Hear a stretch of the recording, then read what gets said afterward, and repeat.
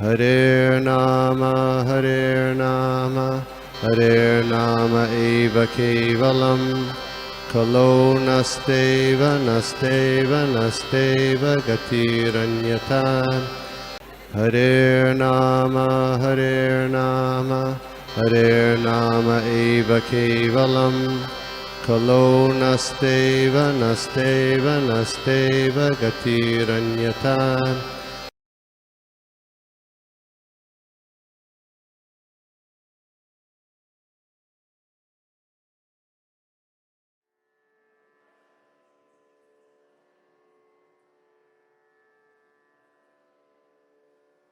कया चक्षुरुन्मिलितं येन तस्मै श्रीगुरुवे नमः। नमो विष्णुपादाय कृष्णप्रेष्ठाय भूतले श्रीमते भक्तिवेदांत स्वामिनिति नामिने। नमस्ते सारस्वते देवे गौरवाणी प्रचारिणे निर्विशेष शून्यवादी पाश्चात्य देशतारिणे। जय श्री कृष्ण चैतन्य प्रभु नित्यानंद श्री अद्वैत गदाधर श्रीवासादि गौर भक्तवृंद। हरे कृष्णा कृष्णा कृष्णा हरे हरे, हरे राम राम राम हरे हरे। हरे कृष्णा गोपी प्रभू जणत ना। नाही नाही, तुझा कॅमेरा दिसत नव्हता, आता दिसतोय. Yes, thank you bro, thank you. ओम नमो भगवते वासुदेवाय, ओम नमो भगवते वासुदेवाय, ओम नमो भगवते वासुदेवाय।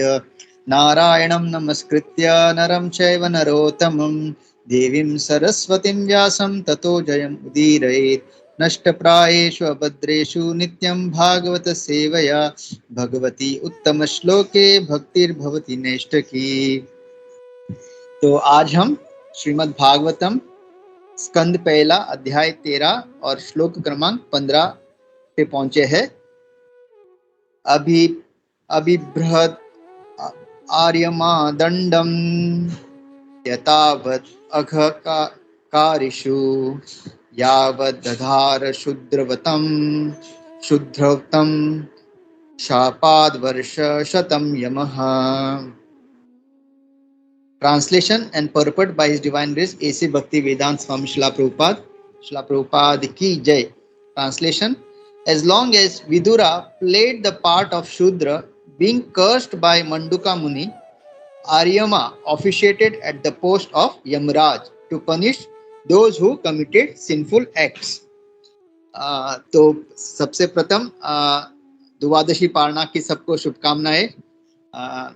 सब लोगों ने अपना फास्ट ब्रेक किया रहेगा। कल निर्जल एकादशी था और आज हम इसके उपलक्ष्य द्वादशी के उपलक्ष्य में ये आज हम देख रहे हैं 13वां अध्याय का 15वां श्लोक।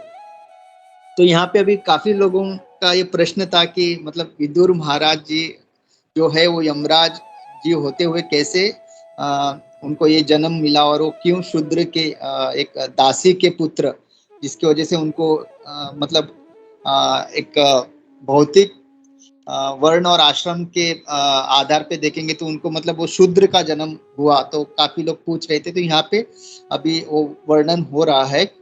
तो यहाँ पे जैसे भागवतम में कहा गया कि वो एक किरदार निभा रहे थे। As long as Vidura played the part of a Shudra, तो हमको यहाँ पे पता चलता है कि वो एक शूद्र का जो किरदार है वो निभा रहे थे। क्यों? क्योंकि उनको जो मंडूक मुनि उनसे एक शाप मिला था और तभी जब वो पोस्ट जो यमराज का पोस्ट जब खाली हो गया, क्योंकि अभी विदुर जी यहाँ भौतिक जगत पे विदुर जी का किरदार निभा रहे यमराज जी, तभी जो आदित्य है 12 आदित्य, कश्यप मुनि और आदित्य, ये इनके जो 12 पुत्र है, क्योंकि वो आदित्य से उनका जन्म हुआ तो उनको आदित्य कहते हैं। जैसे हम लोग अर्जुन को क्या कहते हैं? पार्थ सारथी। तो कुंती महारानी का और एक नाम है प्रता, तो इसके लिए पार्थ। तो उसी तरह से ये जो आदित्य है जो, उनको क्यों आदित्य कहते हैं? क्योंकि वो अदिति के पुत्र होने के कारण। तो उनमें से जो सबसे योग्य थे, जिनका नाम अरियमा है, तो उनको वो यमराज का जो पोस्ट है दिया गया था। और भगवत गीता में भगवान कहते हैं आदित्य में मैं कौन हूँ? अरियमा। और यमराज जी का यहाँ पे कहा गया कि उनका क्या कार्य है, उनका क्या सेवा। तो हर एक जो भक्त है भगवान के वो सेवा में होते हैं। तो यमराज जी का सेवा है कि जो हम भौतिक जगत में जो जीव है जो पाप में कृत्य करते हैं तो उन लोगों का उनको दंड देना। तो ऐसा मत सोचिए कि यमराज जी वो बहुत ही क्रूर व्यक्ति है जो और अपने यमदूतों को भेज के हम लोगों को नरक की यातनाएं करा रहे हैं। नहीं, ये उनका सेवा है। तो उनको ये अच्छा नहीं लगता, लेकिन क्या करे, हम लोगों के भलाई के लिए। क्योंकि जो कोई यहाँ भौतिक जगत में जो पाप में कृत्य करता है वो जब दंड भुगतता है उससे वो जो उसने पाप किया है उसका प्रायश्चित होता है। तो कभी कभी हम लोग कहते हैं कि यमराज और यमदूत ये सब क्रूर व्यक्ति है, ये सभी को दंड देते हैं। नहीं, वो दंड नहीं देते, वो भगवान के जो योजना बनाई है, ये पूरा जो भौतिक जगत का जो एडमिनिस्ट्रेशन है, ये जो कार्यालय में जो जो सेवाएं है और ये भगवान की योजना है, उस योजना में वो सेवा कर रहे हैं। तो यहाँ पे वही बताया गया है कि विदुर जी जो थे यमराज है, लेकिन इस लीला में, इस महाभारत की लीला में वो भगवान की स्व इच्छा से इस विदुर का किरदार निभा रहे हैं। और प्रभुपाद इस तात्पर्य में अच्छी तरह से समझाते भी है। क्योंकि क्या होता है कि उनका कार्य इतना ये है, कितना इतने बिजी रहते, इतने व्यस्त रहते हैं। क्योंकि प्रभुपाद लिखते हैं कि भौतिक जगत में ना असुर लोग प्रवृत्ति वाले बहुत ज्यादा है, मतलब पाप कृत्य करने वाले जीव बहुत ही ज्यादा है। और हम ये देख सकते हैं हम में भी कितना सारा वो पाप कृत वाला वो विचार धारणाएं भी आते रहते हैं। तो वो इतने व्यस्त रहते हैं कि उनको मतलब एकदम केवल भगवान की भक्ति करने का समय नहीं मिलता। वो जो है कृष्ण केंद्रित होकर अपना सेवा करते रहते हैं, लेकिन उनको भी मन में इच्छा आती है कि मुझे एक्सक्लूसिव डिवोशन, मतलब भगवान का भक्ति, मतलब ये सेवा से मतलब मुक्त होके केवल भगवान की भक्ति करने का उनके अंदर भी इच्छा प्रकट होती है। तो उसके लिए भगवान ये सारी योजना बनाते हैं। क्योंकि एज ए यमराज उनको 24 आवर्स जो बिजी रहते हैं, क्योंकि इतने सारे पाप कर रहे हैं हम जीव लोग, तो उनको एक क्षण भी ऐसा फ्री बैठ के भगवान का आराम से एक जगह बैठ के पेड़ के नीचे या भगवान के मंदिर में भगवान के अर्च विग्रह के सामने बैठ के नाम जपना या भागवतम पढ़ना उनको बिल्कुल मौका ही नहीं मिलता। क्योंकि इतना मतलब जीव पाप करते, तो उनको 24 आवर्स हम लोगों के पीछे लगा रहना पड़ता है। और हम लोगों के पीछे रहते हुए कृष्ण को केंद्रित रखते हुए वो अपनी भक्ति करते हैं यमराज जी। ये टोटली मतलब वो बोलते हैं ना, निर्बंधित कृष्ण संबंधे, डाउटेल करते करते वो भक्ति कर रहे हैं यमराज जी। लेकिन कभी कभी उनको भी मन में होता है कि मुझे अभी 24 आवर्स एक्सक्लूसिव भक्ति करनी है, तभी उनको भगवान ऐसा विदुर का किरदार निभाने का मौका देता है। प्रभुपाद पर्पट में अच्छी तरह से लिख रहे हैं, तो उनको भी मतलब एक भक्ति करने का। तो अभी शाप क्या है, तो एक लेक्चर में मैं सुन रहा था, अगर आपका भी कुछ पॉइंट्स है तो प्लीज आप लेटर ऐड कर सकते हैं। क्योंकि हर कथाएं में क्या होते हैं, डिफरेंट पॉइंट्स रहते हैं, मतलब आपको भी पता रहेंगे। तो ऐसा कहा गया था कि एक बार मंडूका मुनि जो है अपने आश्रम में ध्यान करते हुए बैठे थे, और तभी उस आश्रम में कुछ चोर घुस आते हैं। मतलब वो चोर के पीछे कुछ सिपाही रहते हैं जो उनके पीछे उनका पीछा करते रहते हैं सिपाही। तो उनसे बचते बचते वो चोर लोग जो है मंडूका मुनि के आश्रम में आके छिप जाते हैं। और फिर वो सिपाही आके वहां पे उनको ढूंढने लगते हैं, तो उनको वो मिलते नहीं। और आखिर में उनको लगता है कि ये मंडूका मुनि है जो चोर है, और ये बाकी जो लोग है वो उनके साथीदार है। तो इसलिए वो इधर आके छुपे हैं। और ये जो है उनके हो सकता है जैसे बोलते हैं ना, क्या बोलते हैं, उनके मेन आदमी जो है मंडूका मुनि है ये चोर लोगों के। तो वो लोग क्या करते हैं, उन्हीं को पकड़ के लेके जाते हैं और राजा के सामने लेके जाते हैं। और राजा के सामने लेके जाके कहते हैं कि ये जो चोर थे इन्हीं के आश्रम में घुसे थे, और हमें लगता है ये जो चोर के मास्टर यही है। तो फिर राजा सोचते अभी इनको क्या दंड दिया जाए। तो फिर क्योंकि ये अभी है तो ऋषि, और अगर अभी उनको राजा को भी पता नहीं था कि एक्चुअल रियलिटी क्या है। तो फिर यमराज जी से पूछा जाता है कि इनको क्या दंड दिया जाए। और फिर यमराज जी कहते हैं कि भले ही ऋषि है, लेकिन इन्होंने अपने पूर्व जन्म में मतलब नहीं, पूर्व नहीं, जब जो छोटे थे तभी वो उन्होंने क्या किया था, कुछ चींटियों को मतलब ऐसे सुई जैसे जैसे एक चीज से उनको वो क्या करते थे, उनको चुबाते थे उस चींटियों को और फिर मार देते थे। तो इसलिए उनको क्या कहते हैं कि अभी इनका जो दंड है एक भाला जैसा चीज है। तो उनके जो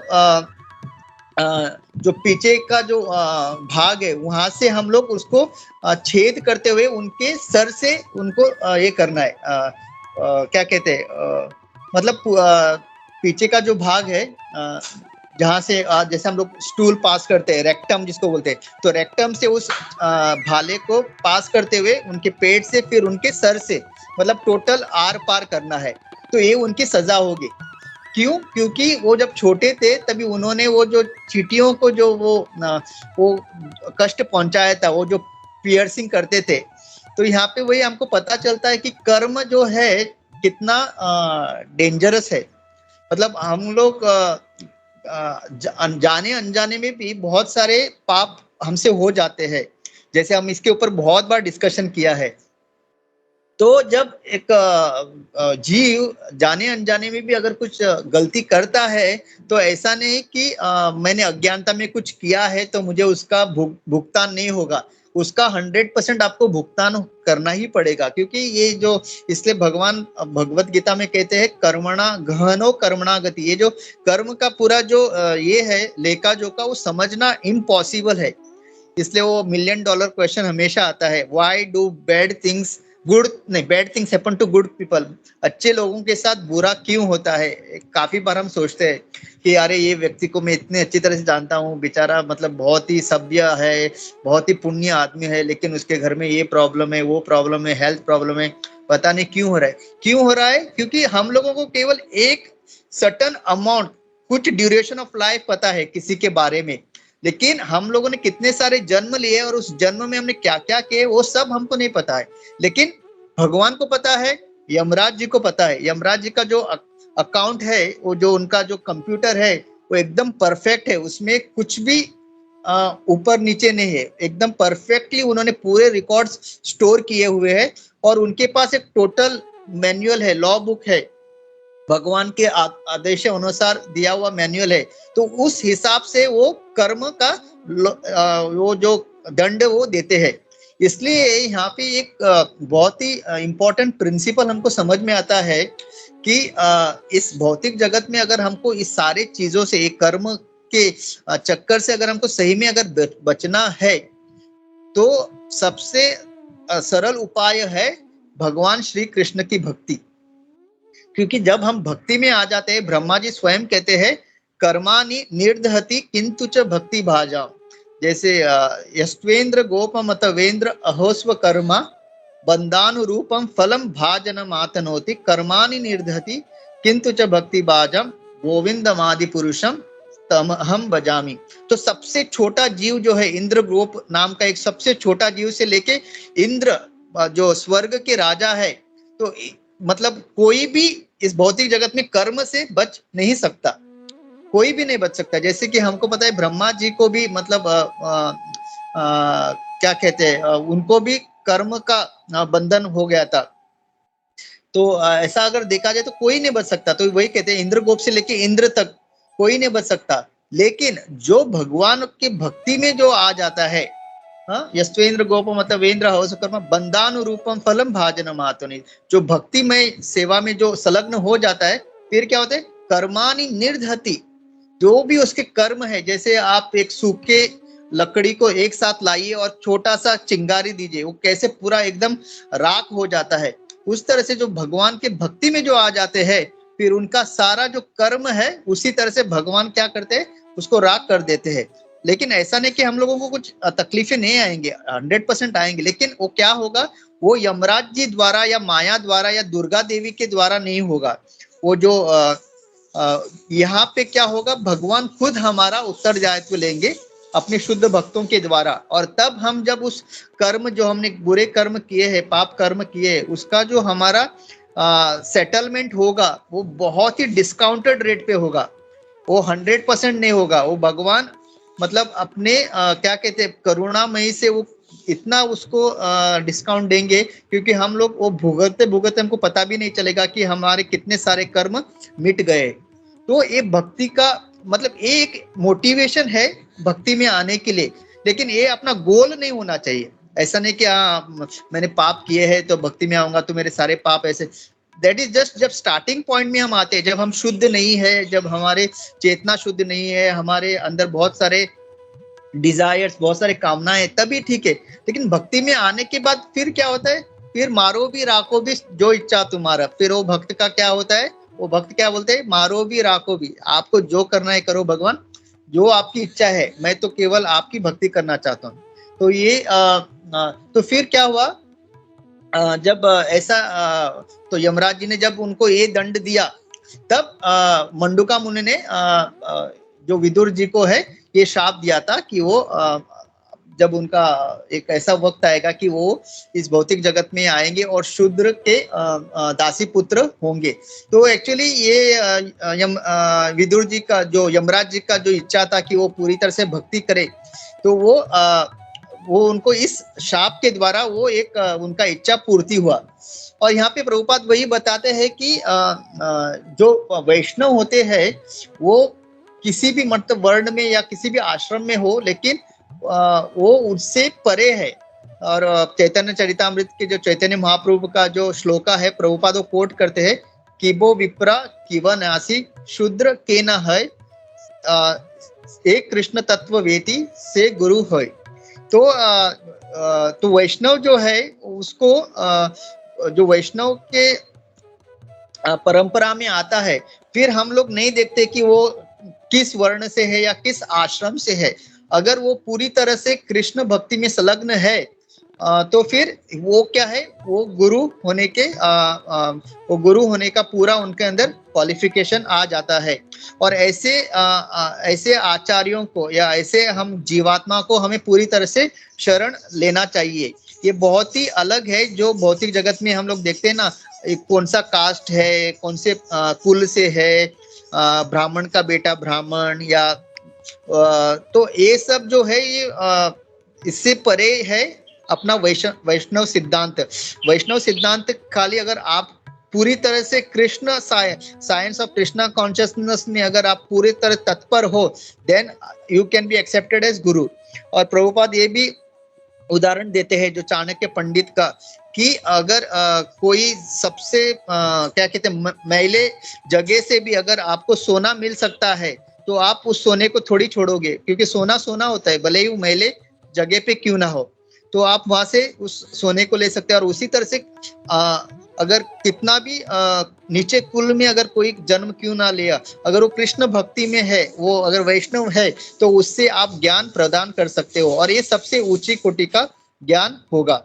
तो प्रभुपाद का ये पूरा मिशन वही था। तो प्रभुपाद ने जब वेस्टर्न कंट्री में जाके अपने शिष्य बनाए, तो यहाँ पे उनके बहुत सारे जो स्मार्त ब्राह्मण थे, बहुत सारे इंडियन के जो वैदिक ब्राह्मण थे, उन्होंने प्रभुपाद की बहुत निंदा की कि आप ऐसे कैसे कर सकते हो, ये हमारा जो मतलब ये वैदिक नॉलेज और सन्यासी, आप किसी को भी सन्यासी कैसे बना सकते हो, किसी को भी दीक्षा कैसे दे सकते हो, किसी को भी आप कंठी माला। तो प्रभुपाद ने वही बताया था कि ये जो प्रोसेस है इट इज क्या, गुण कर्म। तो उनके अभी जो जिन जिन लोगों को मैंने शिष्य बनाए, जिन जिन को सन्यासी बनाए, they are more pure than the जो आप ये जो ब्राह्मण कुल में जो है उनसे भी ज्यादा अधिक श्रेष्ठ है। क्यों? क्योंकि अभी they are totally Krishna consciousness, उनका प्रिंसिपल ऑफ कृष्णा कॉन्शियसनेस के स्तर पे है वो।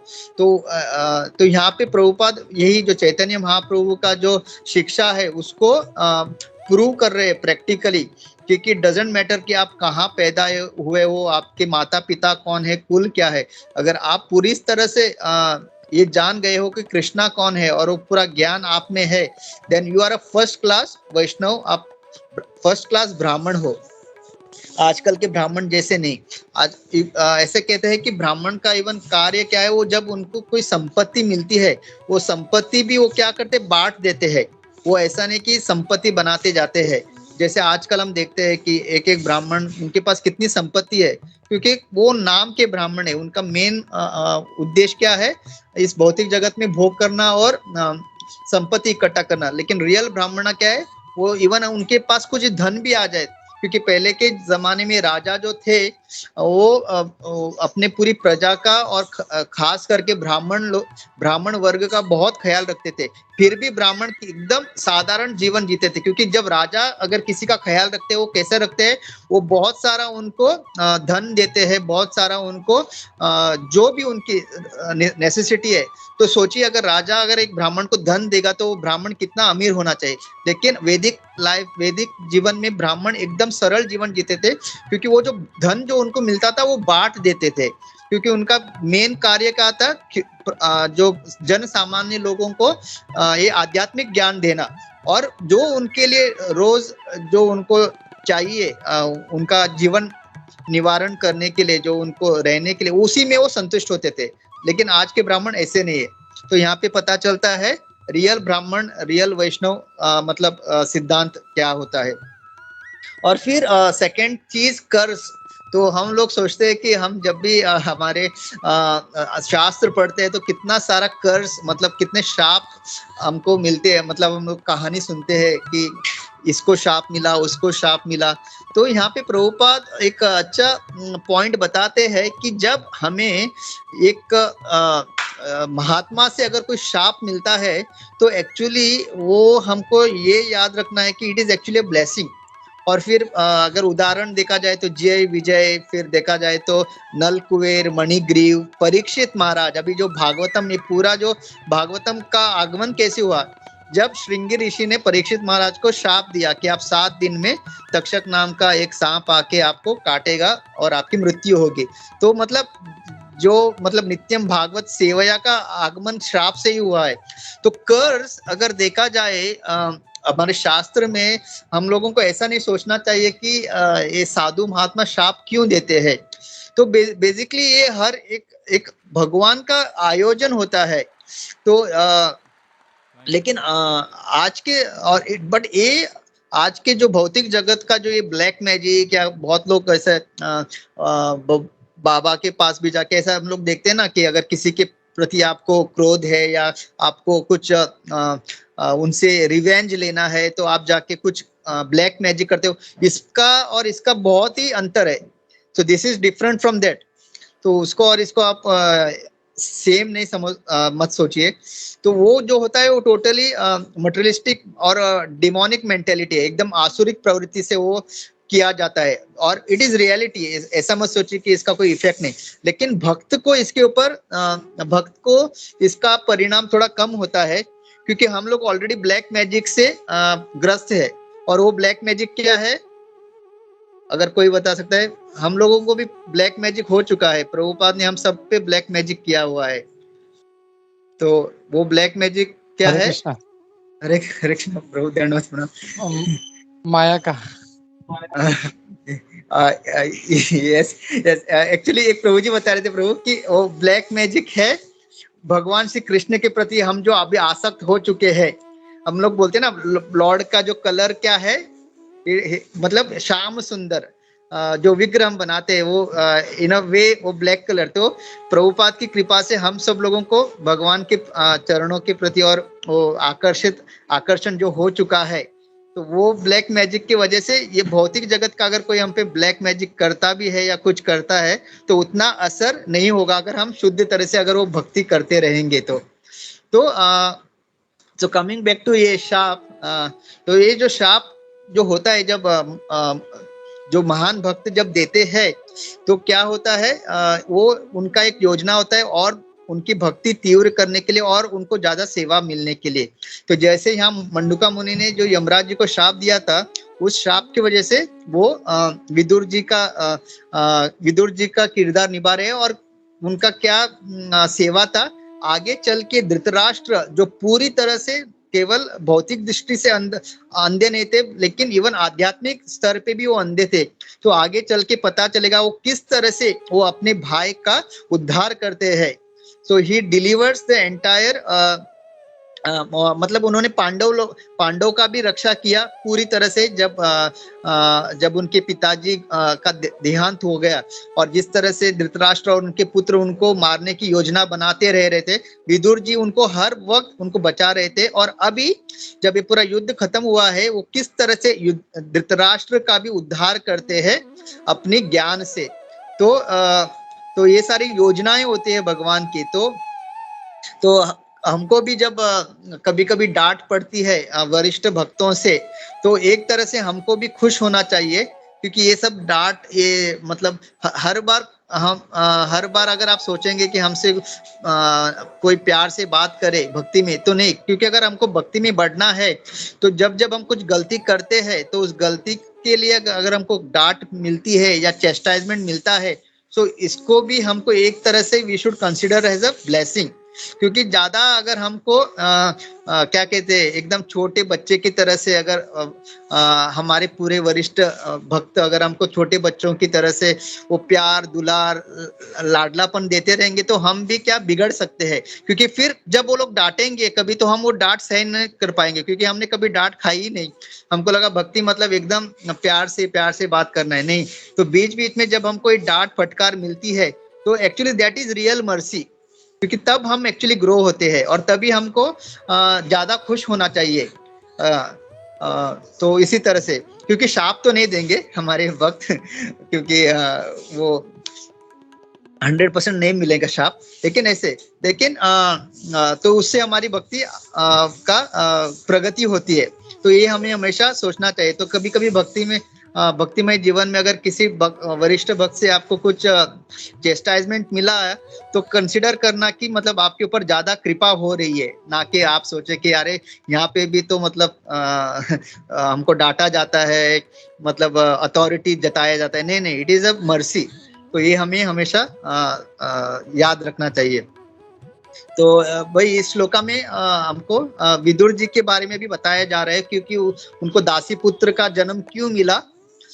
उनको मतलब एक्सटर्नली वो एक शूद्र कहा गया, लेकिन still he is the highest, he is Yamraj, महाजन है वो 12 महाजनों में से। और वो अभी आगे चल के दिखाएंगे कि मतलब वो कितने क्या कहते हैं, महान वैष्णव है, और किस तरह से वो अभी धृतराष्ट्र जी का भी उद्धार करेंगे। तो यहाँ पे मैं रुकता हूँ। तो हरे कृष्णा, दंडवत प्रणाम, थैंक यू। हरे कृष्णा।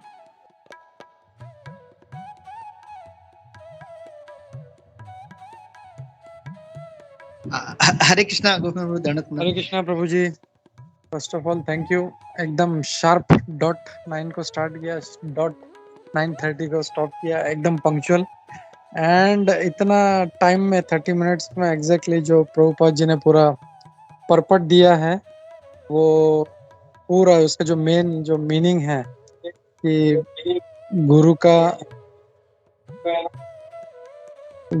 क्या मतलब तत्व कैसे है, क्या है, कौन हो सकता है, ये बहुत अच्छे से एक्सप्लेन किया प्रभु। और जैसे एक पॉइंट अच्छा लगा वो ब्लैक मैजिक वाला, ये कभी सुना नहीं था ये आस्पेक्ट कि भगवान कृष्ण जो सांवले कलर का है, तो वो ब्लैक मैजिक अपने पे हो गया है, we are attracted. But unfortunately उतना असर नहीं हुआ है हमारे ऊपर कि हम लोग हमेशा भक्ति में रहें। तो हम लोग प्रे करते हैं कि हम लोग ऐसा हमेशा इस मैजिक से आवृत रहें हम लोग, और भगवान की भक्ति में आगे बढ़े हम लोग। It was a nice point. और दूसरा ये था जो इनका जो सेवा है, तो बहुत अच्छा डिफाइन किया, क्योंकि सभी लोग कोसते हैं कि यार ये कितना मारता है, कितना दंड देता है, but that is actually is duty. और वो अपना बहुत सही बोला कि मतलब अभी सोचो खाली अगर कुछ एक पृथ्वी के लोग हैं, उनका ही अगर अकाउंट रखना है, हम लोग अपना अकाउंट नहीं रख पाते, अकेले का मैं कितना स्पेंड किया, कितना कमाया, ये वो ही रखते रखते परेशान हो जाते। तो लेकिन यमराज जी उसका मतलब जब से जन्म हुआ है तब से लेके उसका जब तक वो ग्रेवयार्ड तक नहीं पहुंच जाता तब तक का पूरा लेखा जोखा जो है पूरा एक एक सेकंड का, ऐसे नहीं है हम लोग तो कभी महीने में 1 बार स्पेंड किया 2 बार स्पेंड किया उसका ले, वो एक एक सेकंड का पूरा अकाउंट रख रहे हैं कि इसने क्या किया क्या नहीं किया।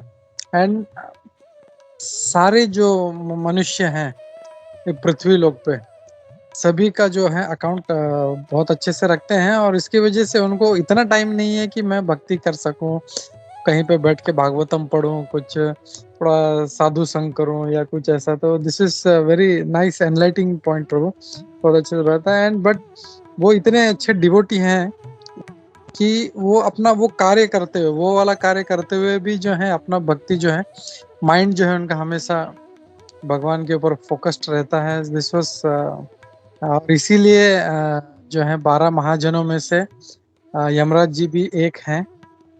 तो ही इज सो ग्रेट। उनका ये जो एक जो क्या बोलता है उनका जो क्वालिटी है दैट इज रियली वंडरफुल। हम लोगों को भी कोशिश करना चाहिए, हम लोग भी अपना कार्य करते हुए हमेशा भगवान पे अपना मन रखें हम लोग।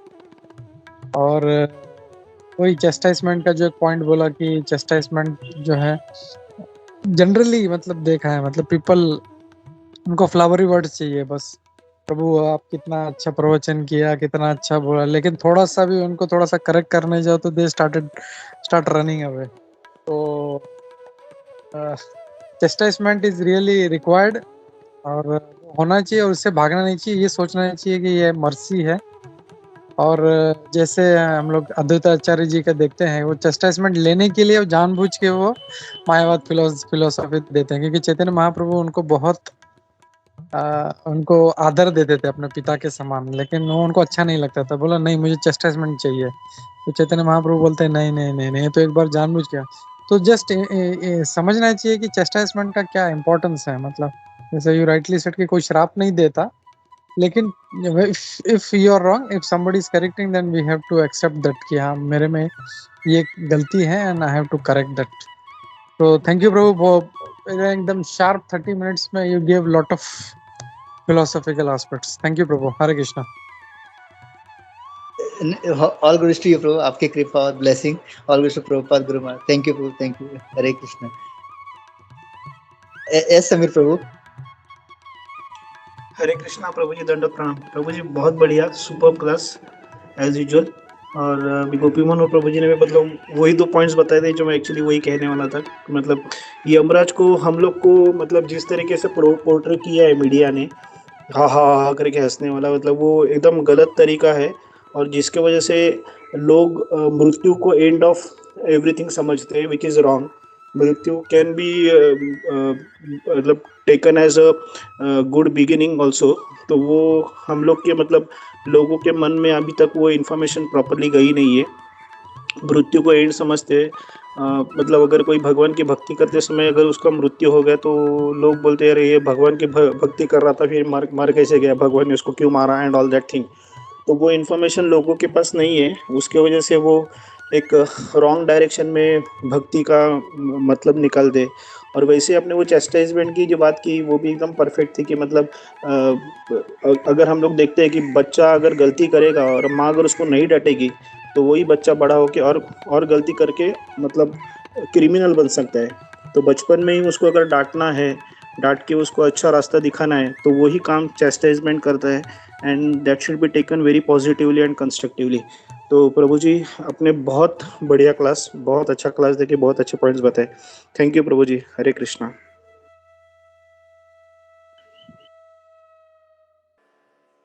Thank you, Samir Prabhu.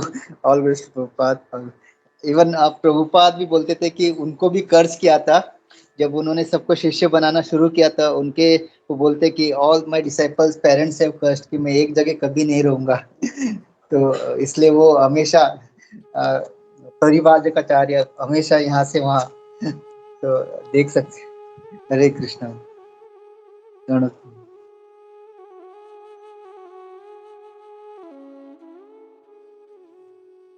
हरे कृष्णा प्रभु जी, हरे कृष्णा बहुत अच्छा लेक्चर था प्रभु। प्रभु जी मुझे एक क्वेश्चन है कि जैसे अभी आपने वो जो स्टोरी बताई थी कि जो साधु थे उन लोगों को वो पकड़ कर लेके जाते हैं, उसके बाद में वो उनको पनिशमेंट मिलती है प्रभु। तो मुझे ये पूछना है कि जो चींटी को उन्होंने जो पनिशमेंट दिया था और उसके बाद में उनको उसके लिए वो पनिशमेंट मिली प्रभु ना। तो मुझे ये पूछना है प्रभु कि जैसे कि देखो उनका जो जन्म हुआ था चींटी का, तो उसको उनके कर्म के हिसाब से हुआ था। और जो भी होता है जैसे कि हमारा जैसे होता है तो वो पहले से ही तय होता है कि ये होने वाला है, मतलब चींटी के साथ में या हमारे साथ में। तो मुझे ये प्रभु एक क्वेश्चन है कि जैसे कि ये सब कुछ होने वाला है, ये पहले से ही तय था, तो ये जो साधु जो ने किया वो उसका वो तय था होने वाला था, तो फिर भी उसको पनिशमेंट क्यों नहीं दी? मतलब वो उसने गलत किया, ऐसा क्यों था? मुझे नहीं- हरे कृष्ण। हरे कृष्णा माता जी, दंड प्रणाम। Thank you. बहुत ही अच्छा प्रश्न है। एक्चुअली माता जी ऐसा कहा गया है कि ना, ये जो 84 लाख स्पीशीज है ना, मतलब योनिया है, उसमें जो मनुष्य जो योनि होता है ना, वो सबसे एकदम रिस्पॉन्सिबल, उसमें बहुत सारा रिस्पॉन्सिबिलिटी है, उत्तरदायित्व है, और हमको बहुत ज़्यादा फैसिलिटी मिलता है कंपेयर टू अदर्स। और सबसे बड़ा ये है कि हमारे पास बुद्धि है, मतलब क्या करना है और क्या नहीं करना है, क्या सही है क्या गलत है, ये बुद्धि हमको है।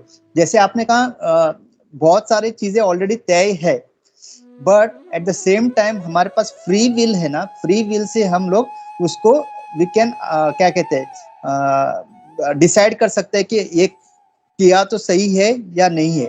जैसे अभी बहुत सारे लोग कहते हैं कि मांस खाना, तो वो क्या बोलते हैं कि ये सब हमारे लिए बने हुए हैं, हम लोग सुपीरियर है, और ये जो पशु पक्षी है वो सब इंफीरियर है, तो उनको हम खा सकते हैं, ये उनको ऐसा कहते हैं।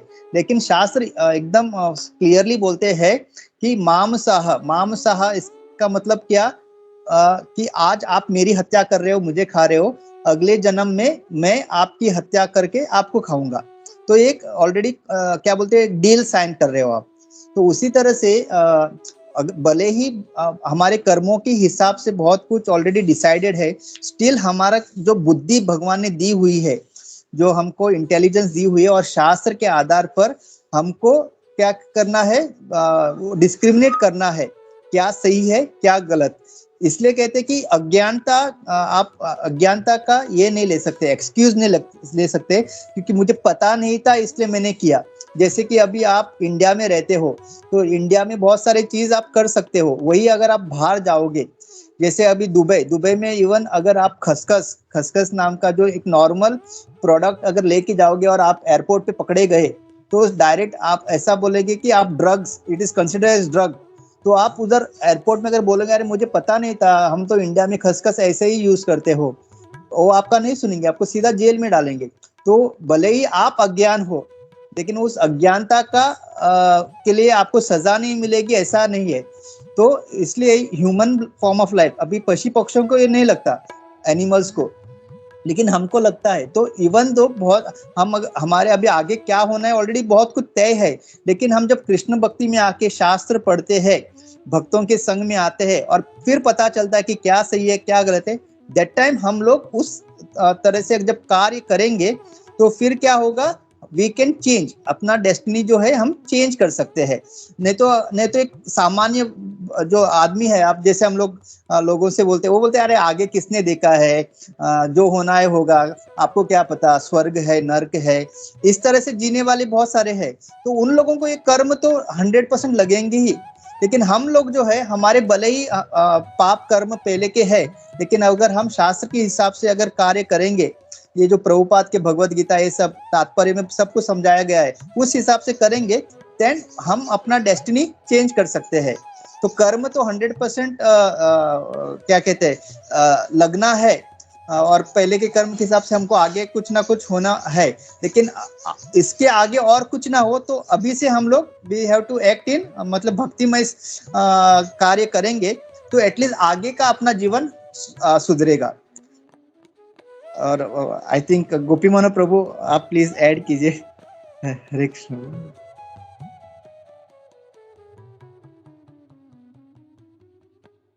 हरे कृष्णा। माता जी का क्वेश्चन मुझे थोड़ा सा क्लियर समझा नहीं, मतलब इट वाज मंडूक्य मुनि को मतलब वो शिक्षा क्यों मिला, या मंडूक्य मुनि ने यमराज जी को श्राप क्यों दिया, मतलब क्या व्हाट वाज द पॉइंट? हरे कृष्णा प्रभु। प्रभु ये था कि जैसे चींटी का जो जन्म होता सानिया है माता। वो उसके कर्म के हिसाब से। हरे कृष्ण, आवाज आ रही है ना प्रभु? हाँ आ रही है माता जी, हाँ। प्रभु कि जैसे देखो वो जो चींटी को जन्म मिला था ना, वो उसके कर्म के हिसाब से मिला था, तो उसके साथ जो भी होने वाला है वो मतलब तय होता है ना प्रभु, कि जैसे हमारे साथ जो बुरा होता है अच्छा होता है वो पहले से ही तय होता है ना। तो ये क्वेश्चन था कि जो उसके उसको जैसे लिखा हुआ था उसके हिसाब से वो उनके साथ मतलब चींटी के साथ में हुआ। तो ये तो मतलब जो साधु थे वो निमित्त थे ना, कि जैसे उनके साथ में जो भी उन्होंने किया वो, तो उनको वो साधु को उसकी पनिशमेंट क्यों हुई, कि जैसे वो तय था होने वाला, तो फिर भी साधु को पनिशमेंट क्यों हुई। पर ये शरद माधव प्रभु ने बहुत अच्छा आंसर दिया, मुझे वो समझ में आया कि हमें मतलब मनुष्य को समझने की ये रहती है, तो वो मुझे थोड़ा सा समझ में आया प्रभु। हरे कृष्णा। Very good. लेकिन यहाँ पे थोड़ा करेक्शन है माता जी, कि जैसे बोला ना कि वो चींटी के साथ होना ही था, दैट इज रॉन्ग। मतलब अब मैं किसी गाय बकरी को मारूं या किसी चिकन को मारूं या किसी बकरी को मारूं और फिर बोलो ये तो उसके साथ होना ही था, तो ये मेरा गलती है। ये उसमें उसका कुछ नहीं, भगवान ने उसको या तो जो चींटी है उसको उसका आयु दिया हुआ है।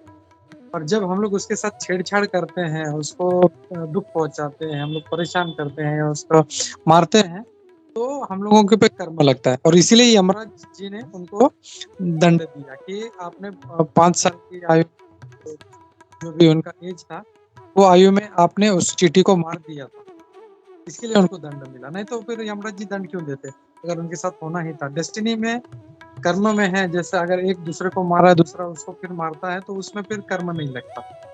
लेकिन ये स्टार्ट कहाँ से होता है कि जब मैं अपने इच्छा से किसी को मैं दुख पहुंचाता हूँ, अपनी इच्छा से मैं किसी को मारता हूँ, तकलीफ देता हूँ, वहां से फिर वो कर्म स्टार्ट होता है, फिर वहां से हम लोग को दंड लगता है।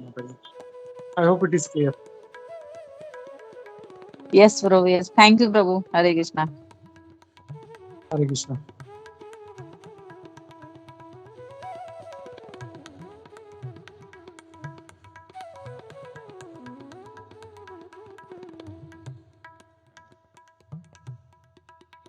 एक बार हरे पत्री कृष्णा। प्रभु बता रहे थे प्रभु, मीट का मतलब क्या, मी ईट, मतलब मैं आज खा रहा हूँ मी, और नेक्स्ट टाइम मैं खाऊंगा मी ईट। नेक्स्ट टाइम मैं तुम्हें खाऊंगा। और कुंजेश्वरी भी अभी पॉइंट एक ऐड कर रही थी कि मतलब अगर यही मेंटेलिटी रहा तो लोग फिर वही ऐसा करेंगे, वो किसी को मार के खाएंगे, बोले और ये तो इसको तो डेस्टिनी में ही था, इसको ये मुर्गी को मेरे पेट में जाना था, इसका डेस्टिनी था, इसका ये चिकन का डेस्टिनी था, ये बकरे का डेस्टिनी है मेरे पेट में जाना, इसके लिए मैं इसको मार रहा हूँ। That is wrong. और वही है फिर, जैसे वो वेरी नाइसली कनेक्टेड दैट माम सहा। माम मतलब मैं, जैसे हम लोग संस्कृत पढ़ते हैं, माम भगवान भी बोलते हैं ना, माम ये मतलब मेरी शरण में, माम सहा मतलब मैं जैसा कर रहा हूँ वैसे तुम मेरे साथ करो। तो ये हम लोग को बहुत केयरफुली हम लोग को ध्यान रखना है। हरे कृष्णा।